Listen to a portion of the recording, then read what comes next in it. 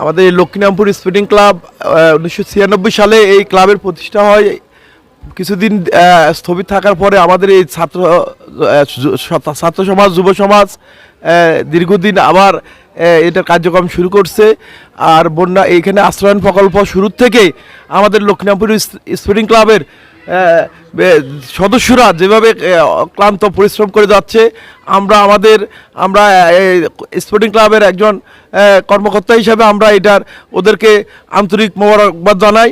এবং পাশাপাশি আমি যারা সমাজে বিত্তবান আছে তাদেরকে বলবো, আপনারা যেখানে আছেন, যে আশ্রয় কেন্দ্রের আশেপাশে আছেন, যারা বিত্তবান সবাই এগিয়ে আসুন। এখন আমাদের বিত্তবানরা এখনো অনেকে এগিয়ে আসতেছে না, কিন্তু আমরা একটা জিনিস উপলব্ধি করছি, আমাদের ছাত্র সমাজ, যুব সমাজ যেভাবে অক্লান্ত পরিশ্রম করে আমাদের এই অঞ্চলের বন্যার্তদের মাঝে দাঁড়িয়েছে, এটা আজীবন সন্ধান করে লেখা থাকবে।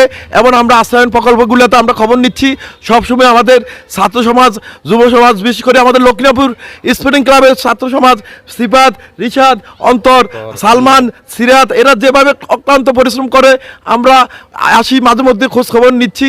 আমরা ওদেরকে আন্তরিক মোবারকবাদ জানাই। এবং ক্লাবের সভাপতি আমিনুল্লাহ সেলিম, আমাদের এই 3 নং ওয়ার্ডের কাউন্সিলর, উনিও সার্বক্ষণিক এই অঞ্চলের এই আশ্রয়কেন্দ্র সহ আশেপাশে যতগুলো আশ্রয়কেন্দ্র আছে সবগুলো খোঁজখবর নিচ্ছে, কারো কোনো অসুবিধা হচ্ছে কি না এগুলো দেখতে চাচ্ছে। এবং আগামীতে আমি এখনও মনে করি আশ্রয় এখনও গ্রামে গঞ্জে অনেক অবহেলিত ফ্যামিলি এখনও ত্রাণ তহবিল এখানে পৌঁছতেছে না।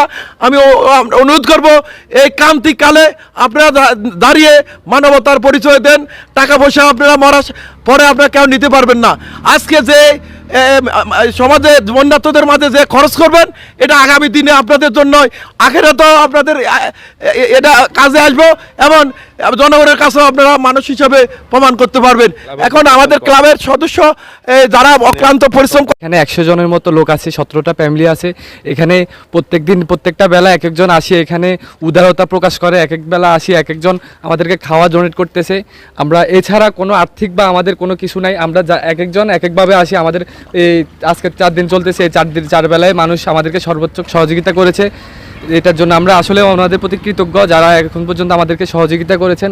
আর যারা তরুণরা আছে অক্লান্ত পরিশ্রম, কোনো স্বার্থ ছাড়াই তারা দিন রাত 24 ঘন্টা এখানে পরিশ্রম দিতেছে। আমাদের মোহরম ডাক্তার সাহেব বসিরা দোকানের অনেকেই চিনবেন, মামুন ডাক্তার, ওনার সুযোগ্য সন্তান জাবেদ ভাই, উনি ওনার দোকান থেকে বিনামূল্যে ওষুধ দাবাই আনি এই আশ্রয়কেন্দ্রে সবসময় চিকিৎসা দিয়ে আসতেছেন। ওভারঅল আমরা সব চেষ্টা করতেছি যে এতদিন পর্যন্ত এই দুর্যোগ আছে আমরা সবসময় এই আশ্রয়কেন্দ্রের পাশে থাকার। আমরা